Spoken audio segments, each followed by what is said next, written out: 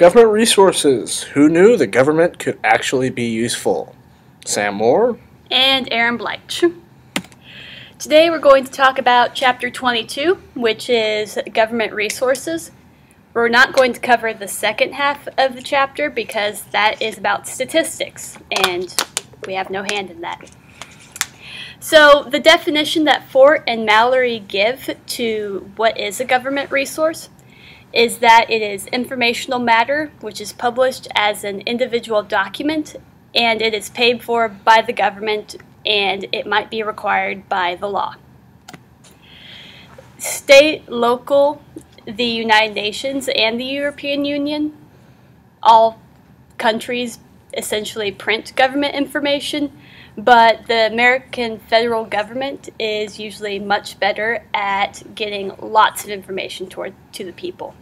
Different types of government resources include laws and records, such as the United States Code, administrative work, the annual report of the Department of Energy, and different demographics, such as the United States Census that most people fill out when it comes out, and things like that. The important part of the federal records is that it's free to access, except for things that are top secret or essential for the government to run. So basically, you're not going to find anything about aliens or secret weapons that the government doesn't want you to know about. Correct. It's only a need to know. A lot of research is done by the government, such as NASA, which is a government department. People who are interested in space can go and look up the research that NASA has been doing. Like I said, it can be technical or scholarly in nature. And besides all the jargon that the government can use, there's also a bunch of general use information that citizens might need to know about their government, such as how to get your Social Security benefits or health information. The government has a lot of health information as well. The history of government documents started officially in 1813 with the United States serial set. All of this information included congressional publications, messages between the branches, and most things that the legislation did at the time. It was considered the primary vehicle for publishing and distributing all of the federal government information. And Congress decided that they would pick select states, historical societies, and universities and send all the information in the set to them, getting the information to the citizens. In 1895, the Federal Depository Library Program was created, and this was put into law by the General Printing Act. And at this time, they chose specific libraries to send documents to. And this would typically be a couple in each state. At this time, they also created a catalog for government documents, which helped them keep track of all the information. The FDLP was headed by the Government Printing Office. Currently, it is still in effect. And when the federal government documents were published and printed, they would send the extras to the FDLP for them to distribute. So it was sort of a chain of command with the Government Printing Office at the top. In 1962, Congress required the FDLP to provide document access to everybody.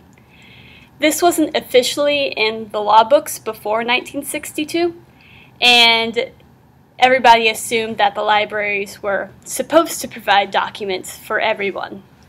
But this was during the time of civil rights and Jim Crow, and I believe with what Fort and Mallory are implying that they did not do that before it was actually on the books.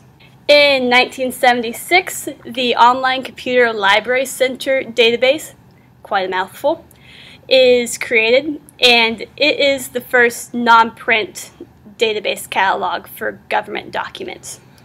During this time, the government and the regular library catalog started to merge, and now we get to the GPO today.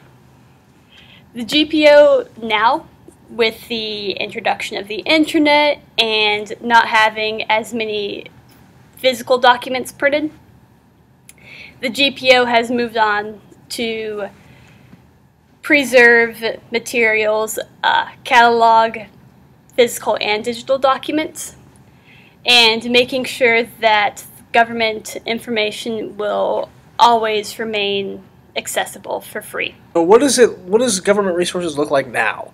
And one of the key points about government resources that sets them apart from any other resource is that they're not made for profit. They are made strictly to provide information about the government and what it's doing to its citizens.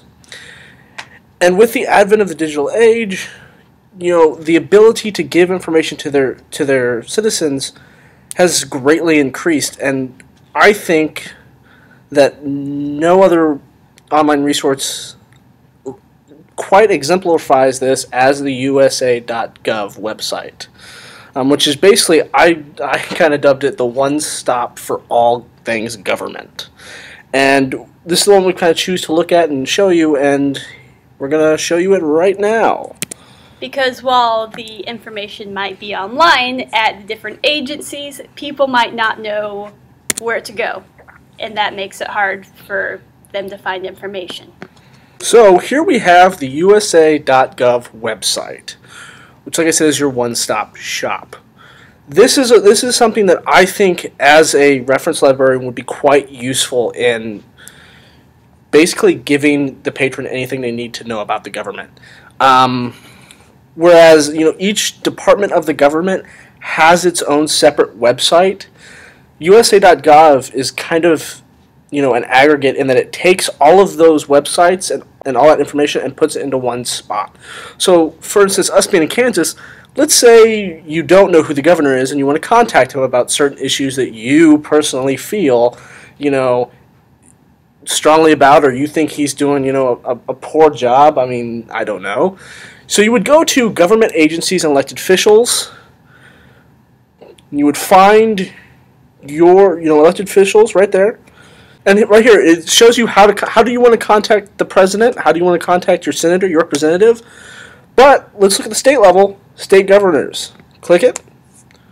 Click your state. Kansas. Boom, and it takes you straight to the website for the office of the governor, or, Sam Brownback. Good old Sammy. Brownback. Sammy Brownback, yes. Sammy Brown. And you can go out here and find all the information you want about the governor and who he is, who his lieutenant governor is. You can find out what is his educational background, and under here, contact the governor. You can click contact the governor, and then there's all the information you need. So you can send your strongly worded email or letter, phone call straight to him. Now going back, same thing. So let's say that you're a student and you want to know about how to get financial aid. And what Aaron kind of mentioned that I think this website's perfect for is there's so much online resources when it comes to the government, because, like I said, each individual department and agency has its own website. So you might not necessarily know where you need to go to get the information you want, but USA.gov, provides you a link to it. So, for instance, you can go to more services if you're a student. You want to know about financial aid, education, and here's all you need to know about education and financial aid for students. And it gives you all the information you need to fill out your FAFSA, the types of financial aid you need. On the side here, you've got, student loans, the different military colleges and academias. And then let's say you don't want to go to school, to a university. You want to get free education through the libraries. You can go right here to libraries and archives, and you can find the your local public library. You can find your state library. That's neat.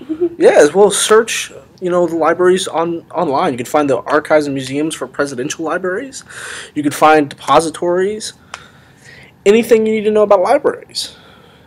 Let's say, currently, if you're a current college grad and you're looking for a job, straight to jobs and unemployment.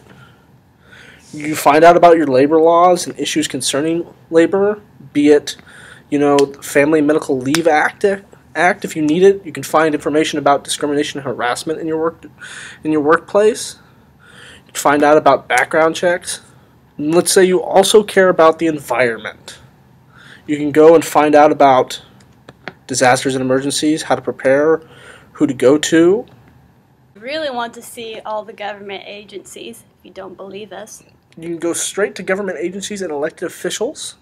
You can go to federal agencies and branches of the government.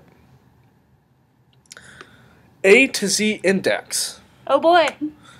Right there, you have an A to Z index of every single government department and agency. And let's say you do want to go and look up the printed material or get access to it or get it emailed to you. All you have to go is under G, go down, and there it is, the Government Publishing Office.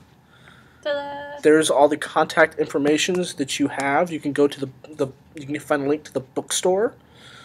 You can find a federal depository library near you. So you can look up all the historical documents instead of missing out. You can even click here and go straight to their website and find everything you need on here. So like I said, one of the things I love about this is that it's basically really looking at the purpose of government resources, which is to serve its citizens. It is giving them access to all the information they could possibly need easily and efficiently.